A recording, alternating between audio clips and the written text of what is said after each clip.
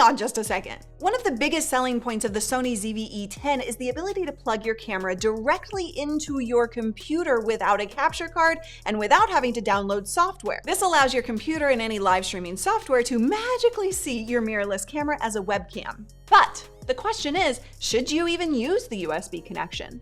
By the end of this video, you'll know the difference between a USB and HDMI capture card connection. You'll see the difference so you can determine for yourself whether the Sony ZV-E10 USB quality is any good, and you'll know when to use each type of connection. Let's do this. There are two ways you can connect your camera to your computer. Let's look at both. Option 1, USB only. Now this is quick, it's easy, there's no additional cost investment. In fact, the USB cable is included in the box. It charges and keeps the camera on so you can stream for hours on end. The downside of this option is that you're not going to get as high quality as you possibly can. Now, it's better quality than a webcam, it's just not as good as if you were to use option 2. And option 2 is a capture card. The Camlink 4K is one of my favorites. Now, because your camera outputs HDMI, we need the middleman to turn the HDMI signal into a USB signal so that your computer and your live streaming software can read it. Pro tip, turn off your phone while recording. The benefits of this is that you're going to get the highest possible quality from your camera as long as you're using a high quality capture card. And then you're just going to look so gorgeous. Mwah!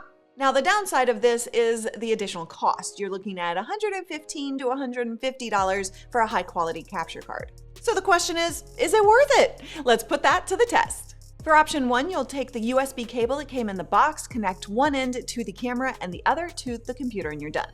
For option 2, you'll plug an HDMI cable into the camera, the other end into the capture card, and then the capture card into the computer. If you're using option 2, don't forget to keep your camera plugged in either through the USB cable to power or using a dummy battery. You are going to need to turn your camera into clean HDMI mode. Don't worry, we have a video all about all of the settings that you need to change and how to do so. Hit subscribe and turn on those bell notifications so you don't miss it when it comes out. You can use any live streaming software. For the purposes of this demo, I'm using Restream. Whether you're using the USB connection or a capture card, you can now bring your Sony ZV-E10 into Restream Studio to go live quickly and easily. There is no software to download, and the learning curve is almost zilch. It's super simple, super easy, yet it will increase the quality of your production regardless of the connection you're using. You can put comments up on screen from your chat room. You can even display the chat room on screen. You can add graphics. You can do interviews very easily. So this is a fantastic way to have no excuses, go live now, and Restream gave you a $10 credit. Click that link in the description. What you've been seeing this whole video and right now is using the capture card. And now we have the side-by-side with the capture card and the USB. Beware, if you're going to use the USB connection, you're going to want to route the audio through the camera itself, otherwise you'll have sync issues. You'll notice how the USB connection is darkening the image quite a bit. You'll also notice that the USB connection is delayed and slightly stuttery. Notice the background when I hold this product up and how it's coming in and out of focus. It's very different than the capture card. This is ambient light only. I have no lights in front of me, just the background lights and the lights coming in from the windows. This is just one light in front of me, no side light. And back to what you've been seeing with both lights on in front.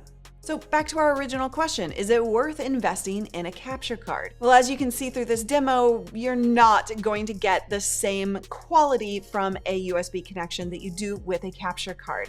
There's a caveat here though, and that's your budget. While I would like to see you upgrade to a capture card at some point, it doesn't have to be immediately. You can start with that USB connection, and when your budget allows, upgrade to an Elgato Camlink 4K or the HD60S Plus or any other high quality capture card. The point is, it is okay to upgrade over time. It does not have to be perfect right out of the gate, so keep that in mind.